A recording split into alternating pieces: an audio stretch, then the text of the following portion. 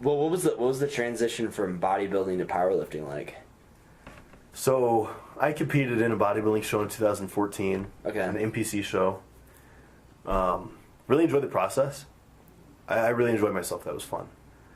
But the thing about bodybuilding you have to understand, and if you're not someone who's familiar with bodybuilding, I'll kind of break it down, right? Like when guys compete in bodybuilding, true bodybuilding, not any of the other like sides of the competition. There's two things you need: size and symmetry. You need to have big muscles that are proportional, right? And condition, which is how lean you can get to show those muscles, right? Okay. And those are both really hard things to do. Building muscle is fucking hard. Getting conditioned is hard. And the dieting that's required to get in condition to step on stage and not be an embarrassment. What do you mean exactly by getting conditioned? Like losing body fat to show your muscle properly. Oh, wow. Because in terms of bodybuilding, right, this is not like, oh, I want to have abs for the beach. This is like, I want to lose every little ounce of fat I possibly can lose to be as lean as humanly possible. And it's excruciating. It sucks.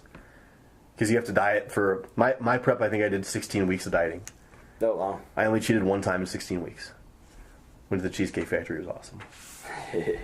So 16 weeks of dieting with only one cheat meal.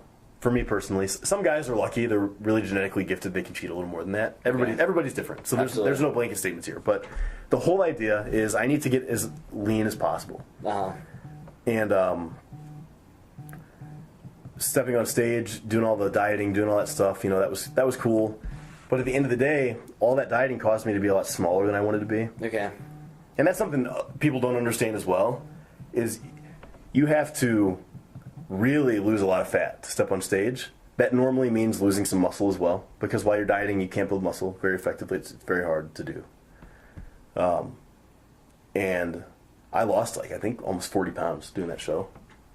And I just remember being this lean is awesome, this is great, but I feel tiny and weak, and I hated it.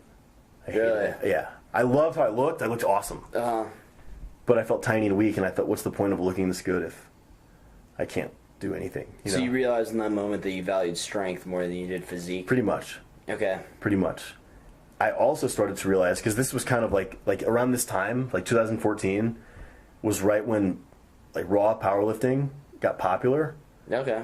And powerlifters actually started to look good at the same time as be strong. So I'd look at Dan Green's one of the powerlifters I followed very heavily back then and still do.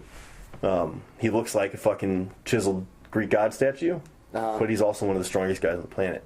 That's surprising for me to hear, because whenever I think of powerlifting, I think of big, bulky, yeah. And dude, massive traps. That used to be true. To be straight up honest, powerlifters, especially 90s, early 2000s, were fucking fat. A lot of them were. Because their whole mentality was, I need to lift more weights.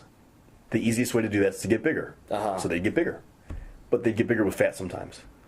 And there's kind of like a trope in powerlifting of fat powerlifter jokes, But then I'd see guys back in 2010s era, like Dan Green, who would be in great shape but also strong. And that's kind of what I wanted.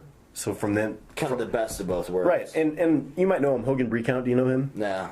I went to high school with him as well. And I met him through you. I met him through you. Yeah. He was super into powerlifting at the same time that I was competing in bodybuilding. Absolutely. And he'd been trying to get me to go work out at the gym that I'm still at to this day. With him to do a powerlifting workout for forever. And after my show, I said, okay, I'm not dieting anymore. Sure, let's do it. And ever since then, I've been kind of hooked on it. No way. Yeah. Wow, good for you.